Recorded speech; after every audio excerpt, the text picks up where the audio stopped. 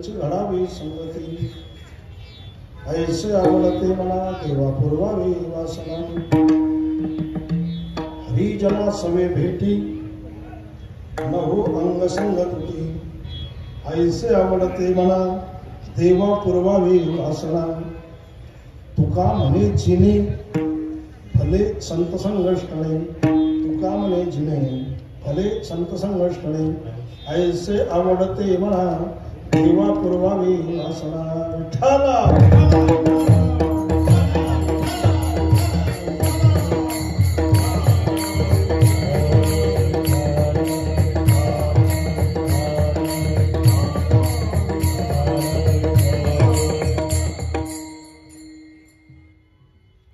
देव वसे चित्ती त्याची घडावी संगती ऐसे आवडते म्हणा देवा पुरवावी वासना. प्रस्तुत चिंतन करण्यासाठी निवडलेला अभंग संत श्रेष्ठ जगद्गुरु तुकाराम महाराज यांचा 4 चरणाचा असा अभंग आहे आणि मागणीपर या प्रकरणातील अभंग आहे. अभंगावर चिंतन करण्यापूर्वी जगत चालक ब्रह्मांड नायक प्रभू पांडुरंग परमात्मा त्यांना प्रणाम करणं हे आपलं पहिलं कर्तव्य असं. पांडुरंगा प्रभू प्रथम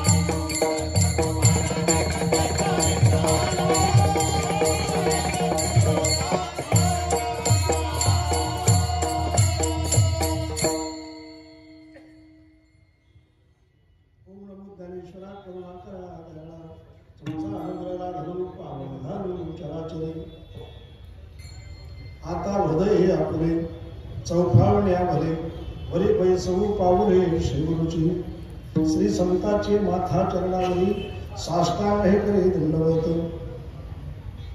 देव वसे चित्ती त्याची घडावी संगती ऐसे आवडते म्हणा देवा पुरवावी वासना. या पवित्र स्थानावर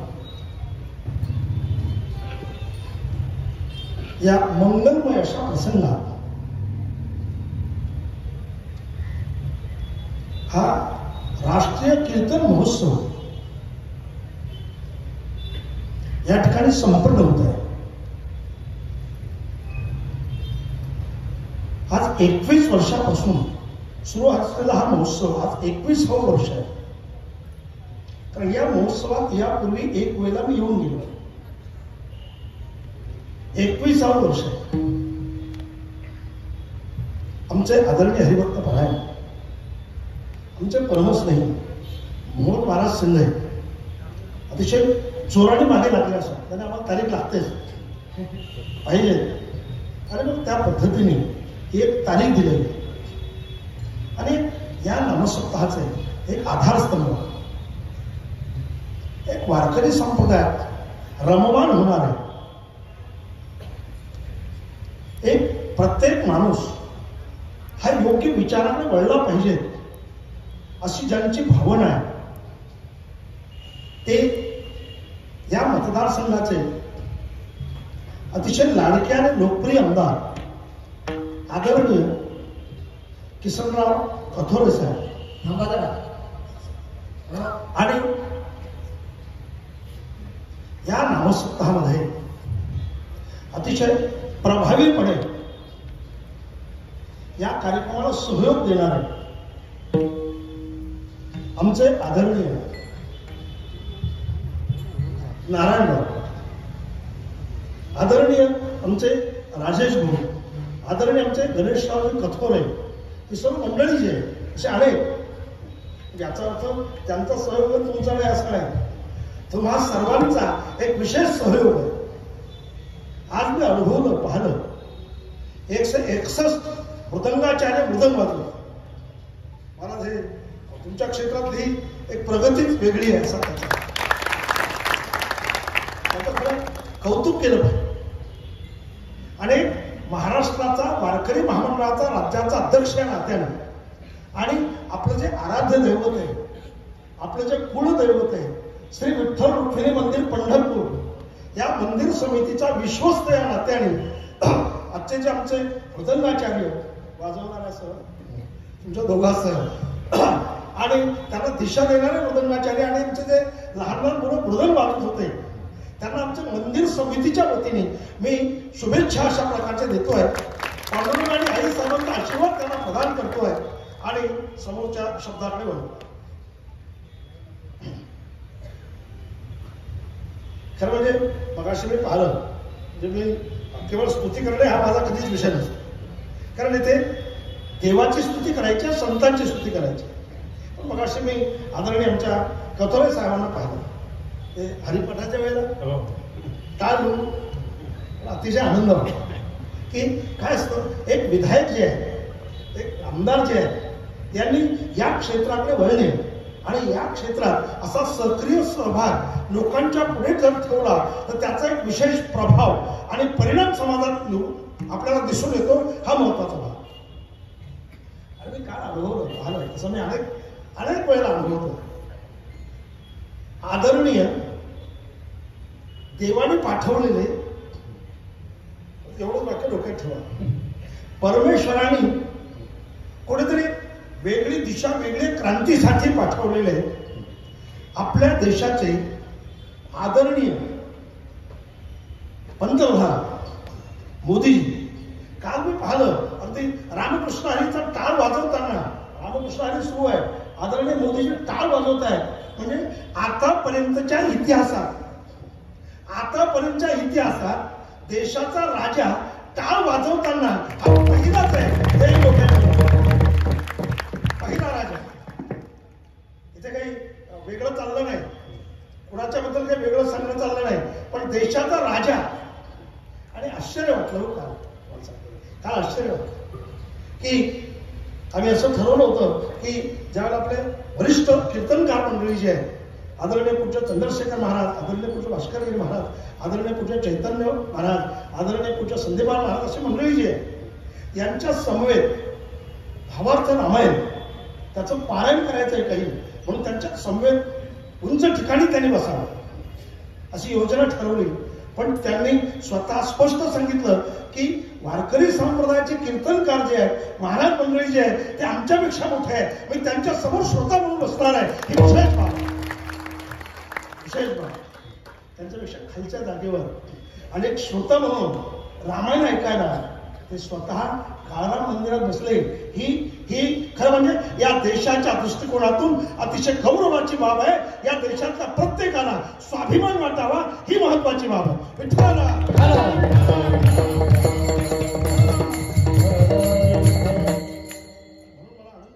त्यांची टाळ घेताना मला ते कालचं चित्र, म्हणजे कालचा भाग जो आहे हा एकदम डोळ्या पुढे आला. किंवा कालचं आदरणीय पंतप्रधान टाळ घेऊन रामकृष्णाने म्हणतायत आणि अगदी तल्लीन होत आहेत आणि रामायण ऐकतायत. मला विशेष वाटलं. तसंच मला वाटलं आता आदरणीय आमचे कठोर कथोरे साहेब जे आहे त्यांचं तसं याच आठवड्यात आता एक नामसप्ताह सुरू आहे. आदरणीय आमचे परमस्नेही तानाजी साहेब मुंकुळे आमदार आहेत. अगदी 2 तास कीर्तनाला बसतात. हरिपाठ असो, कीर्तन असो, कथा असो, पूर्ण वेळ. आणि नरसिंह नामदेव श्री संत नामदेव महाराज यांच्या जन्मस्थानावर मूर्ती प्राण प्रतिष्ठापनेच्या आणि मंदिराच्या जीर्णोद्धाराच्या प्राण प्रतिष्ठेच्या वर्धापन दिनाच्या निमित्ताने तो नामसप्ताह असतो. मी तिथे होतो. आदरणीय साहेब पुढे बसले. त्याने मला याचा फार आनंद वाटतो. विषय पहा, त्याने असं म्हटलंय, मी दरवर्षी एका वारकरी संप्रदायाच्या माणसाला, चांगल्या माणसाला 1 लाख रुपये या सप्ताहाच्या निमित्ताने पुरस्कार देतो. इथेही पाहिलं, इथे काय पाहिलं माहिती आहे की उद्या 1000 ज्ञानेश्वरीचा दान म्हणजे लोकांना दिशा मिळावी, 1000 ज्ञानेश्वरीचं देण्याचा संकल्प त्यांनी केला. त्याच्यापेक्षा पुढच्या शब्दात जर त्यांनी सतत त्याचं पारायण केलं तर पुन्हा 1 लाख ज्ञानेश्वरी देण्यासाठी मी तयार आहे. मला एक माझी छाती फुगून गेली. अशा माणसांची आम्हाला आवश्यकता आहे. हा काही स्तुत्यात्मक भाग नाही. मी पाहिलेलं चित्र, मी पाहिलेली वस्तुस्थिती हे कीर्तन आहे. कीर्तनात कोणाची स्तुती चालत नाही. कीर्तनामध्ये वारकरी संप्रदाय, संत वाङ्मयाचं चिंतन, ज्ञानोबा, तुकोबा, नाथमाला, तुकोबा, नरोबा, जनाबाई, मीराबाई, मुक्ताबाई आदी करून जे संत आहेत, या संतांचे विचार हे श्रोत्याच्या हृदयापर्यंत पोहोचवणं हे आमचं काम आहे. कारण गंमत अशी आहे, तुकोबा आहेत, नरोबारांचे जे शब्द आहेत, जे अक्षर आहेत त्या गाथामधले, ज्ञानेश्वरीमधले, हे तुकोबा आहेत, नरोबारांचे शब्द जर वारकरी संप्रदायाच्या प्रबोधकाच्या माध्यमातून श्रोत्याच्या हृदयापर्यंत पोहोचले त्याचा वेगळा परिणाम होतो. कारण ते शब्द जे आहे, अभंग जे आहे, ओव्या जे आहे, त्याच्यामध्ये प्रत्यक्ष अमृत आहे. अमृत वेद तर आहेत पण अमृतच आहे. म्हणजे हे अमृत जे आहे, हे अमृत ज्यांच्या हृदयातून बाहेर पडलं आणि ज्यांच्या अमृतमय वाणीतून हे जे अपशब्द बाहेर पडले, हे शब्द जर श्रोत्याच्या हृदयापर्यंत पोहोचले तर श्रोत्याचं हृदय जे आहे हे अमृत बनत आहे. ही ताकद ज्यांच्या शब्दात आहे ते आमच्या संतांचे शब्द. आणि म्हणून कीर्तन ऐकायचे, प्रवचन ऐकायचे, रामायण ऐकायचं, महाभारत ऐकायचं. आज त्या निमित्ताने, कारण मला वेळ मर्यादित आहे, कारण आज आपल्याला दीपोत्सव करणं आवश्यकच होता आणि या 161 मुलांचं कौतुक करणं सुद्धा आवश्यकच होतं. हा त्याचा अर्थ आहे. कारण मी अविवेकाची काजळी हेरोन वेद ती पोचली तर योगिया पाहे दिवाळी निरंतर आपला एक महोत्सव अशा प्रकार झालेला आहे. आणि आता हा अभंग आहे. तर आजच्या काळाची गंमत अशी आहे की आज समाजाला दिशा देण्याची आवश्यकता आहे. म्हणून आपले जे दिशादर्शक आहेत ते संत आहेत. पण आजच्या काळाची गंमत सुरू आहे, फार मोठी गंमत सुरू आहे. ज्यांच्या जीवनातली दिशा चुकली ते समाजाचे दिशादर्शक होऊ पाहतात. हीच आजच्या काळाची शोकांतिका आहे. विठ्ठल